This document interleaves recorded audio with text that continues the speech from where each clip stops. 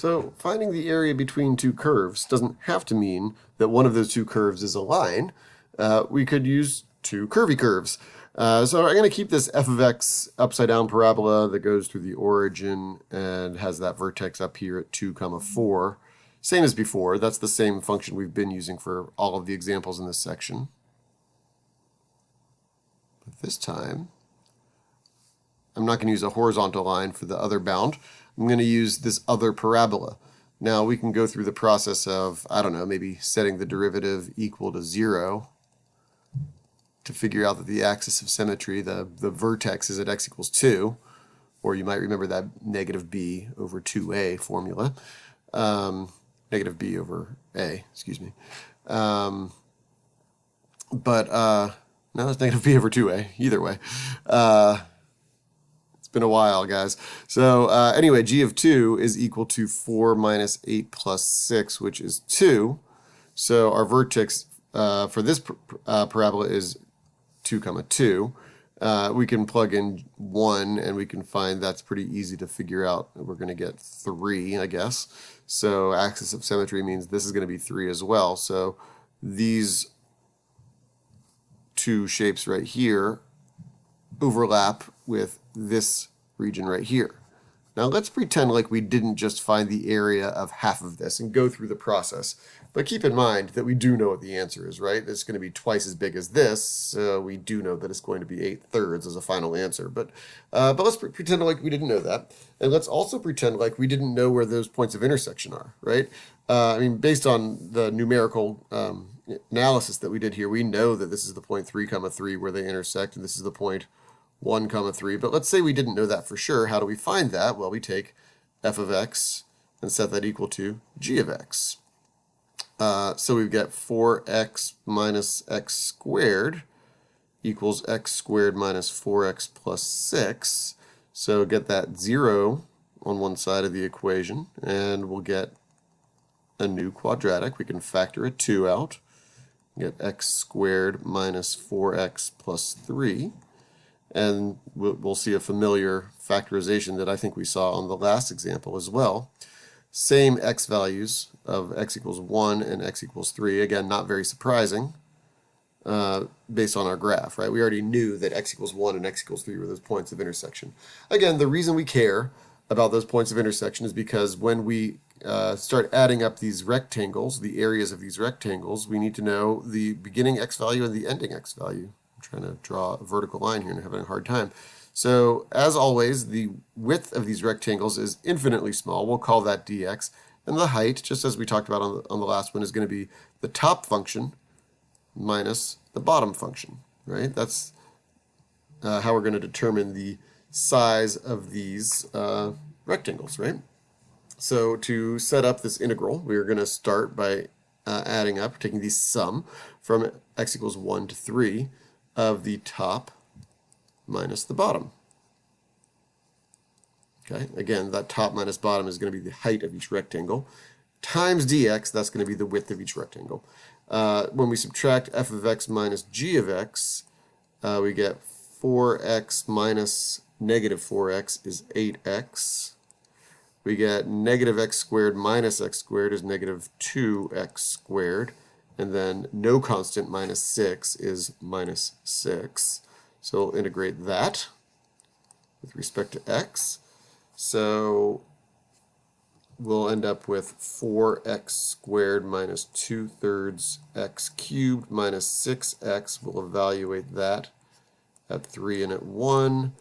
So we get 4 times 3 squared minus 2/3 times 3 cubed minus 6 times 3. That's the antiderivative evaluated at 3. And then we'll do the same thing evaluating the antiderivative at 1.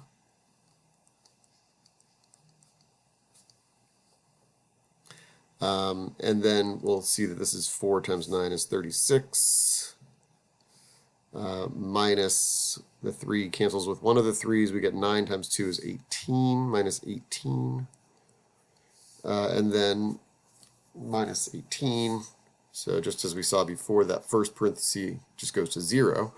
And then we'll subtract the answer we get when we evaluate the antiderivative at 1. That's a little easier, I think. We get 4 minus 2/3 minus 6.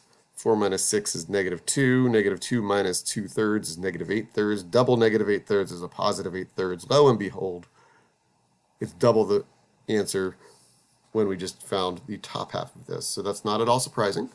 So good news, math makes sense.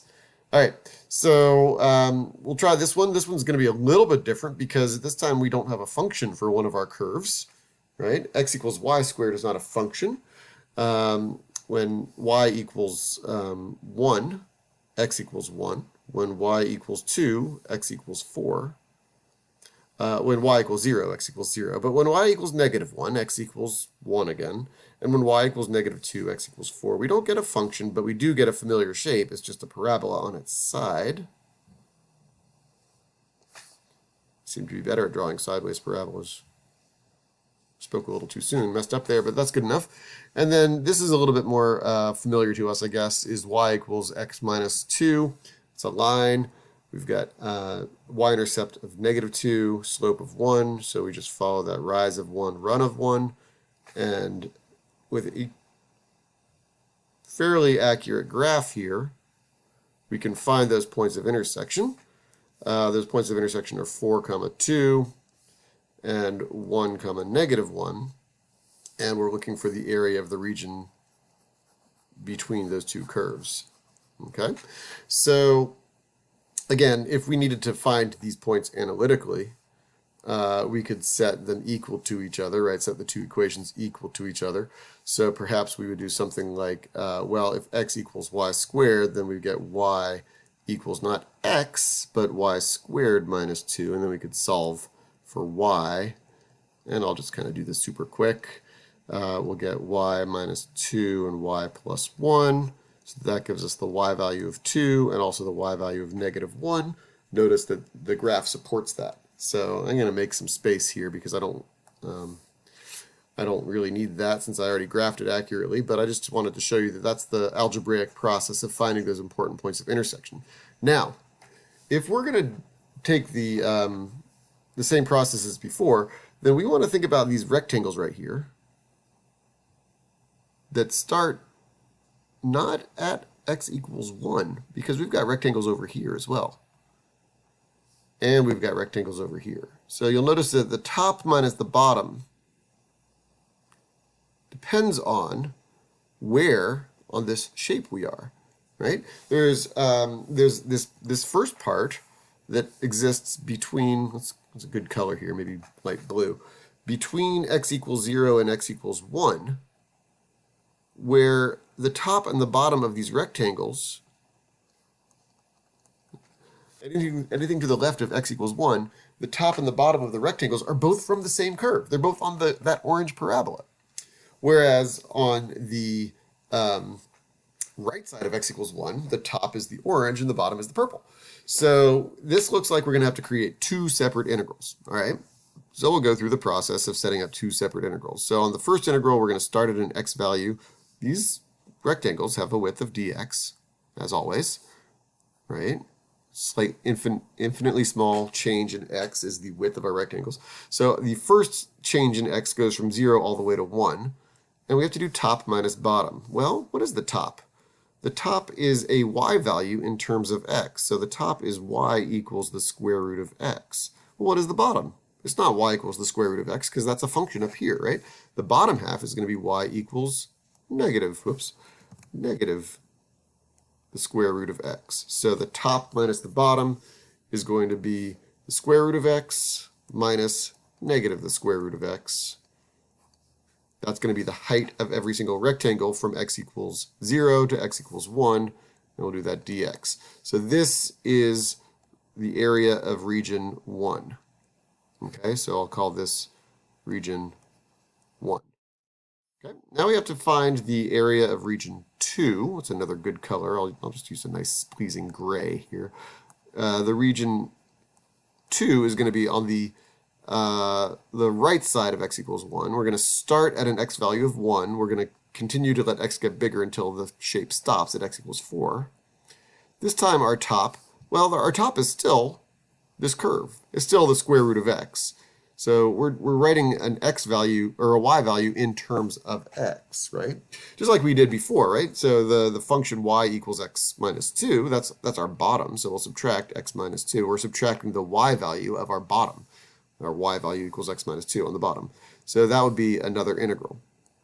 All right, so we're going to have to find the area of region 1. We're going to have to find the area of region 2. We're going to add those two answers up and get our final answer. I'm going to go ahead and leave that as an exercise for you because I don't want these videos to get too long. And I think that at this point, you guys should be able to evaluate these given enough patience. So I went ahead and evaluated these in advance and found that the first integral is 4/3. Come on, 4/3. Again, you need to be able to do this without a calculator. So just use the calculator as a quick check. And then the integral of the second integral, the region 2, is going to be 19/6. Definitely make sure you know how to do these without a calculator. But the total area is going to be the region 1 plus region 2, the areas of these regions. So when you add those up, well, you're going to get a common denominator and get 8 plus 19/6, which is 27/6, and that actually reduces to 9/2. And that would be the final answer for the area bounded by those two curves.